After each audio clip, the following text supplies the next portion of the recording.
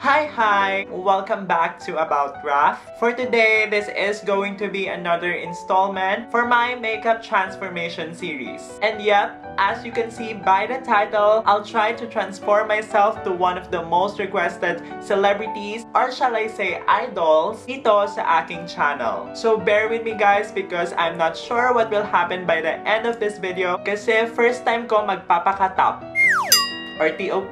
And I feel a lot of pressure right now. But anyway, ipupush ko to. So if you guys want to see me transform to Big Bang's TOP, then keep on watching. Prime my skin. I'm going to use the City Color Mattifying Primer. This one is my mega favorite primer because it mattifies my skin, especially on the areas kung saan ako mabilis mag-oil up. Huwag nyo i-prime lahat because primers are usually expensive. But this one, abot kaya naman. This is for only, I think, 500 pesos. And I got mine sa Landmark Trinoma doon sa department store nila. So with primer guys, I only use my fingers and dito ko lang sila nilalagay sa aking T-zone because this is the part where I'm mostly oily and meron akong mga pores din dito. So by applying this, not only mattifies my skin but it also reduces the appearance of large pores. Now guys, I'm going to color correct using this LA Girl Pro Conceal HD Color Corrector Concealers. And you guys know the deal, yung green gets rid of the redness and yung orange gets rid of the dark spots and your dark under eyes.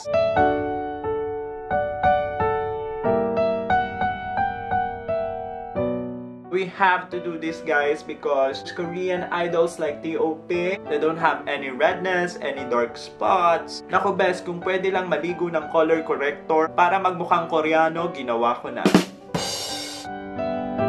Now I will just diffuse all the harsh colors using the Beauty Blender.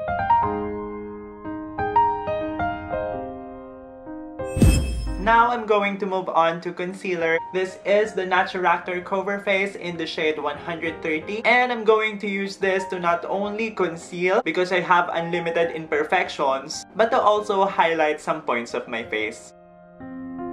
So guys, kinokopya ko lang yung itsura ni TOP. Kung saan yung mga highlighted areas niya dito sa picture na to, dun ko nilalagay yung light concealer. So there, nilagay ko lang sa forehead ko, on my under eyes, and a little bit on my chin. Tapos, I'm going to blend it again using the blending sponge.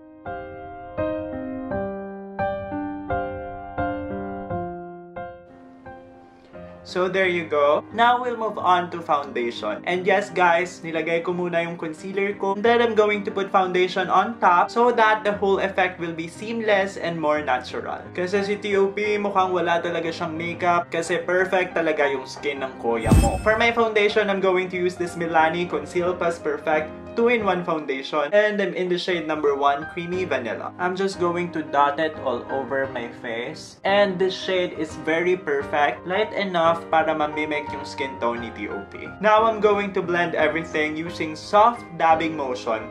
Take note about that guys. Soft dabbing motion lang, okay? Para hindi ma-disrupt the concealer that we put earlier. In blending your foundation, guys, you don't need to speed up the process, okay? Just take your time and blend everything well for that seamless effect. Don't forget guys to blend your foundation sa hairline nyo. By the way guys, si TOP, favorite ko siya sa K-pop. Kung sa K-drama, yung aking oppa is Lee Min-ho. Sa K-pop naman, yung bias ko is si TOP. Kasi parang he's very unique. Yung voice niya is very deep. Tapos pag nag-rap siya, ang sarap pakinggan. And ang sarap din niyang tignan best. So yes guys, don't forget your neck. Now, since I have unlimited imperfections, I'm just going to build up the foundation on areas where I still see some imperfections. Like here's a chin, I have acne, and here's a cheek. And then to finish up our base, I'm going to set everything using this pressed powder from Naturactor. I'm in the shade 451. And if you guys want ng mga Naturactor products, go ahead and check out Chesco Store on Instagram. I'm just going to use a big powder brush to set all the areas, including the neck.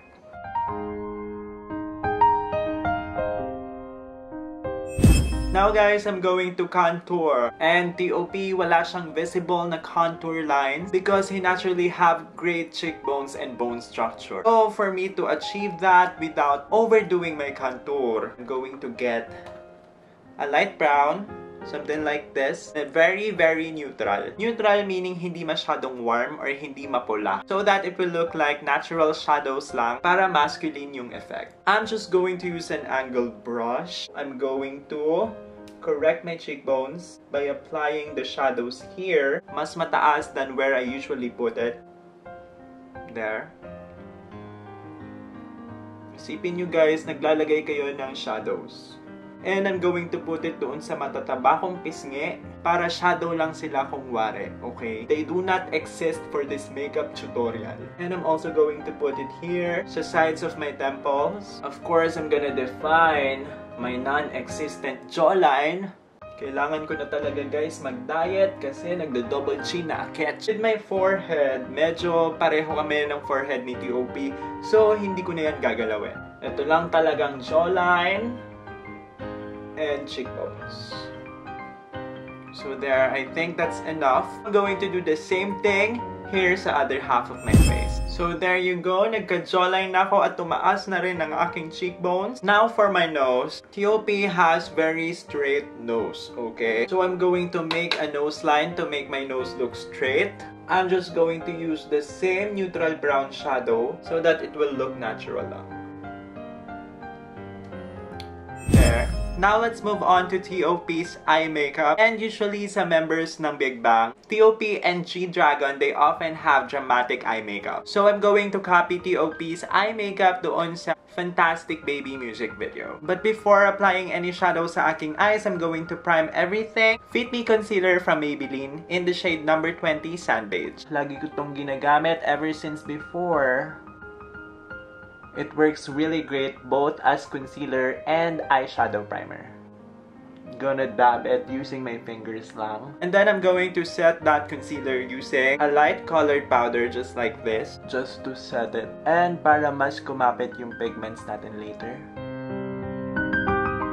Now for our eyeshadow, I'm going to get something na medyo warm brown. Ito, warm medium brown just like this. And it should be matte, okay? Mamaya pa tayo maglalagay ng glitters. Ngayon, matte lang muna tayo. And this will serve as our transition color. So ilalagay ko siya dito sa aking lid hanggang sa aking crease. And then to make it look extra dramatic, I'm going to put more dito sa outer area and flick it. Flick it dito sa dulo. Parang gumagawa tayo ng winged eyeliner effect, but using eyeshadow.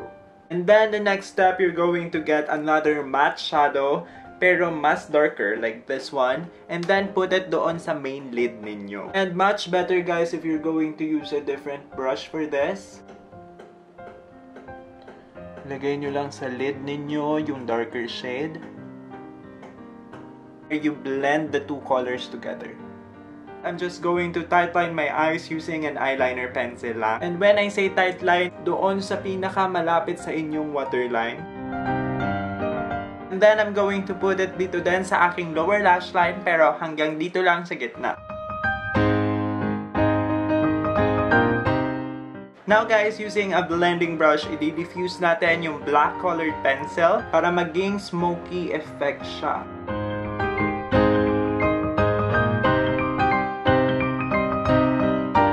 And now, dito sa ating inner eye corners, gagamit tayo ng something na may shimmer. I'm just going to use this illuminating palette from Wet n Wild. Kahit silver or gold ang ilagay nyo, but for me, I'm going to use this gold one. And now, I'm going to do the same thing here on my other eye. And now, guys, for our kilay, very makapal. Straight yung kanyang kilay, pero merong konting arch dito sa dulo. So, I'm just going to use this eyebrow pencil.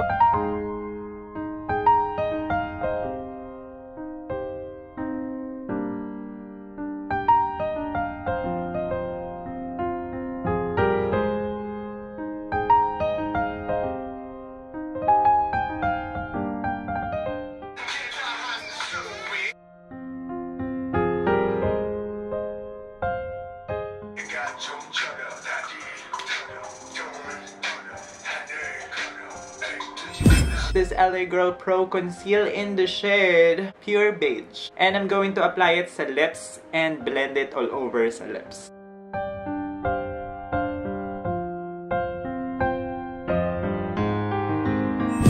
So for our highlight, I'm going to use this YouGlow Illuminator from Beauty Big Bang. And sobrang favorite ko to guys kasi kontrolado mo siya. Kapag konti lang yung nilagay mo, pa-virgin glow lang siya. Pero pag dinamihan mo, best, aura kong aura.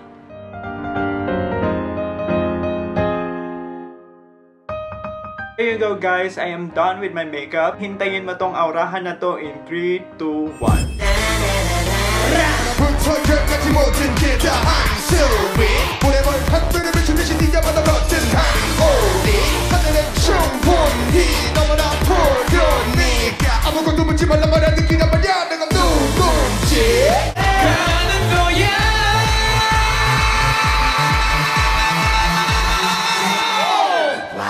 Fantastic.